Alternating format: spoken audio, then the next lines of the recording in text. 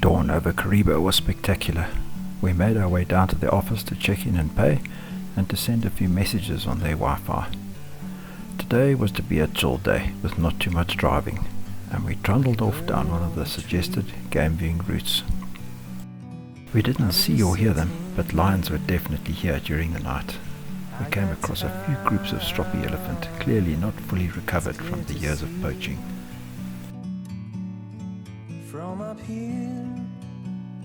Again, the game was a bit thin, but this juvenile fish eagle made sure that we got a few good pics of him.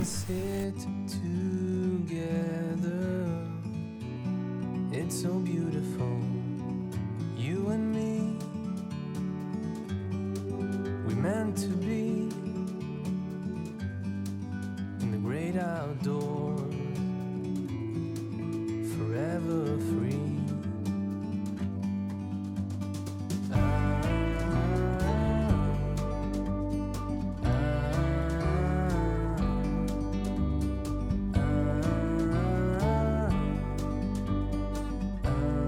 Then we were presented with the harsh reality of nature. This herd of impala with a poor ram lagging along behind on a broken leg. Take a step back to see the truth around you. Back at camp, watching the hippos getting ready to leave the water for their evening feed. Not to mention the stunning sunset.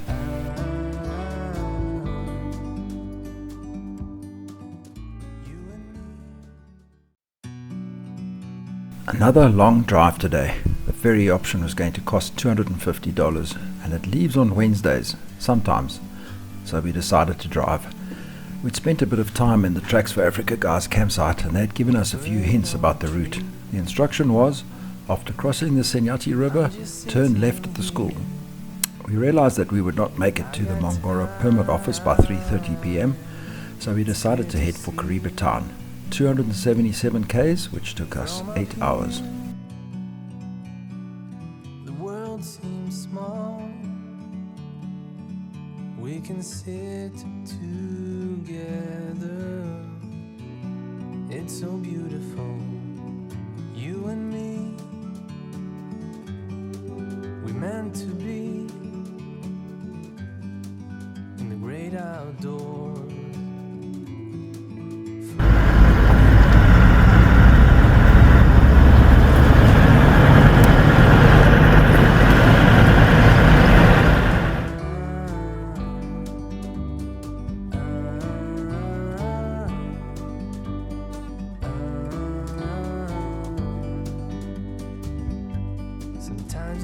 The mountain streams had lovely, cool, crystal clear water. The going was scenic but slow, very slow at times. And again, we hardly saw any other vehicles the whole day.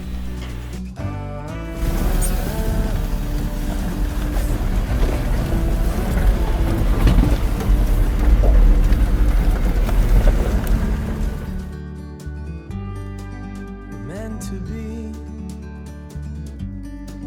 in the great outdoors, forever free, you and me. Meant to be in the great outdoors. The Senyati Bridge was impressive and impossible to miss. The school turn-off was another issue. It was the primary school and not the secondary school that was the landmark.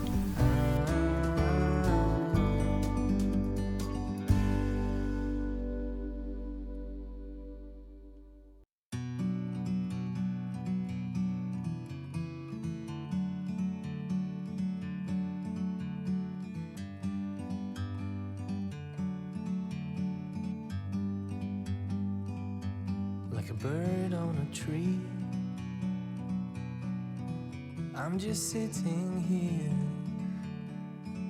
I got time. We arrived in Kariba and went to take a look at the wall. There was a lot of construction going on. They were doing repairs to the sump. The world seems small. Lamagundi has a fantastic lawn camping area and hot showers. We treated ourselves to a dinner at the restaurant. It's night so beautiful. Don't ever think that cats can't get to you in a rooftop tent. After breakfast, I managed to find a low sulfur diesel pump in town and filled up, but had to pay in cash and it had to be in US dollars.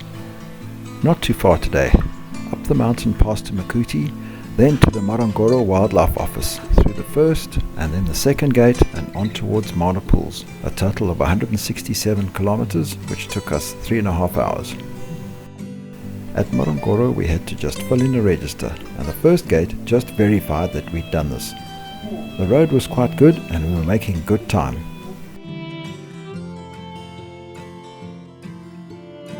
Through the second gate, which was also just a register, and now only 45 k's to go.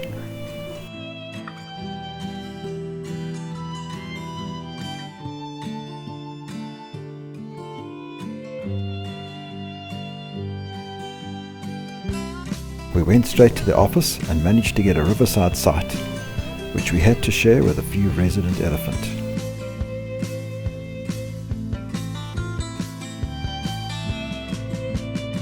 Our first game drive was great and we saw quite a lot.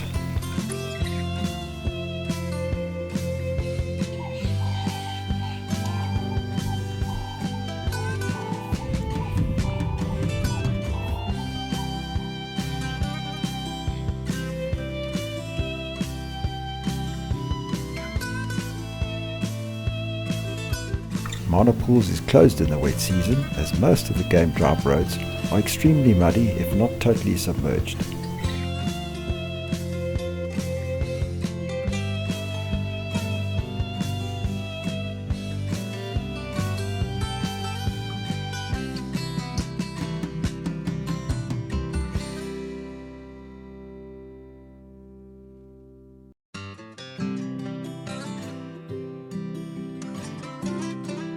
In Shona, Mana means four, being the four main pools which remain during the dry season.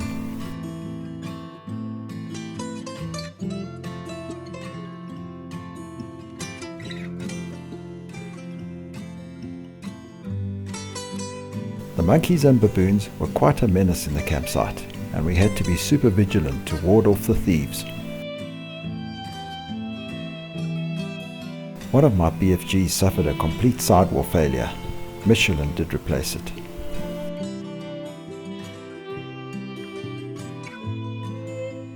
Then it was time to settle down and watch the sunset over the Zambezi.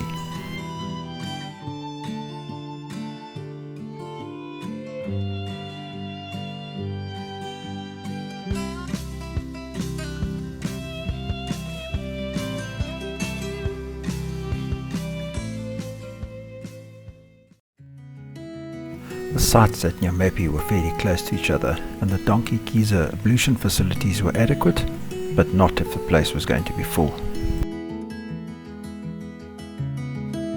There are loads of game drive routes, and again we saw a nice variety of game.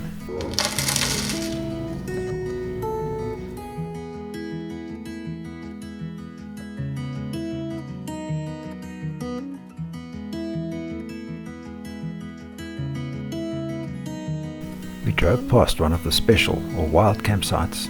Here you pay for the site, but you're allowed up to 6 people.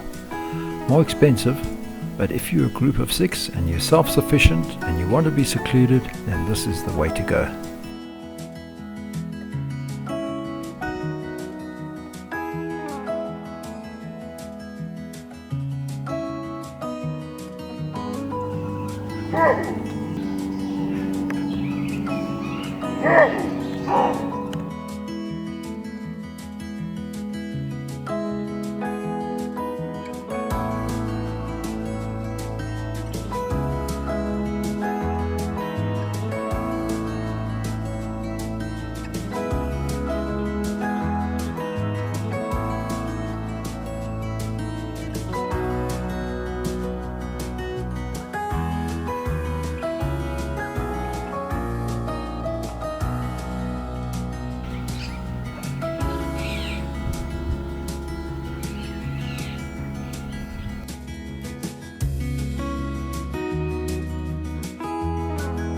Remember the troublesome baboons? Well, this couple's campsite got completely trashed. Tent zipped open, cooler boxes with ice tipped over. The bitter taste of filter coffee powder was washed down with a 6-pack of tonic. And even the can of tabard was worth closer inspection. We ended up parking off at one of the pools and just watched the show.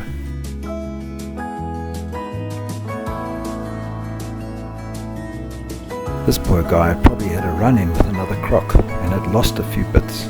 Amazing how he managed to survive.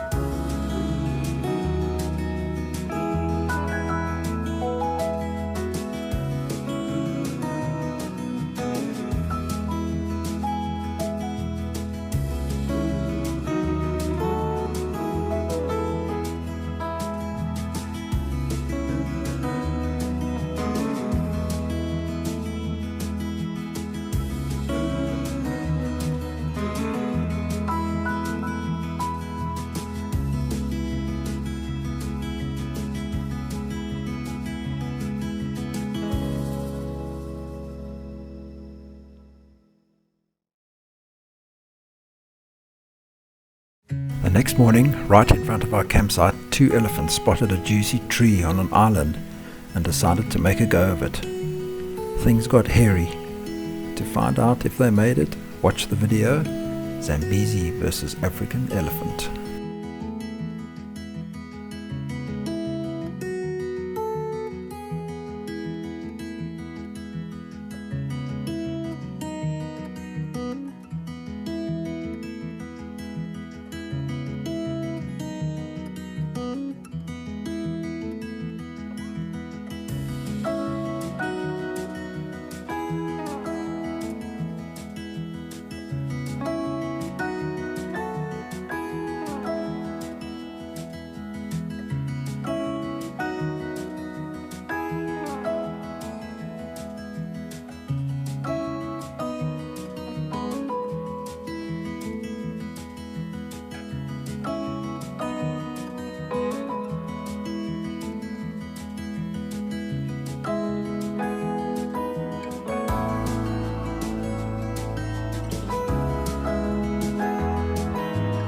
It was time to sit back and relax and psych ourselves up for the long drive home.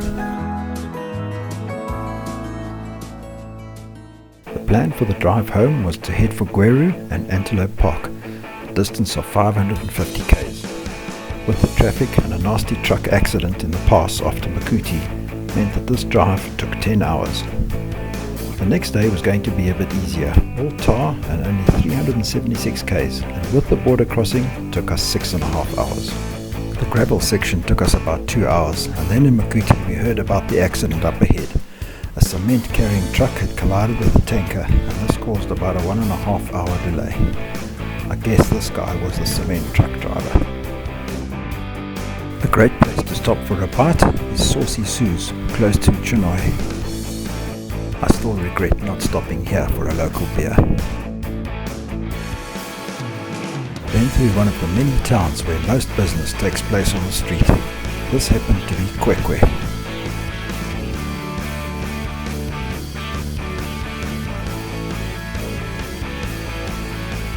We hadn't made contact with Antelope Park, but there was a big road sign to it in Gweru, which was encouraging. The sign took us to an old derelict gate, and we thought that perhaps it had become another COVID casualty. Then we came across a very helpful guy who offered to guide us. His name became GPS. GPS had only steel round bar for pedals, the foot platform having long given up.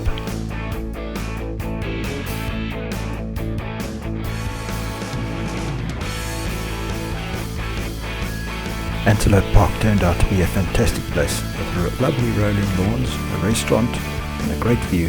Our fire was brought to us already burning in a drum.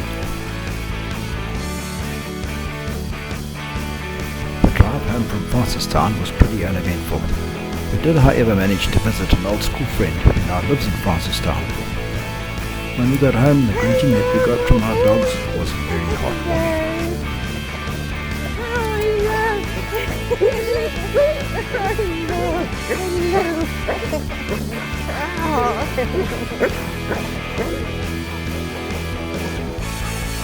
And me. Oh.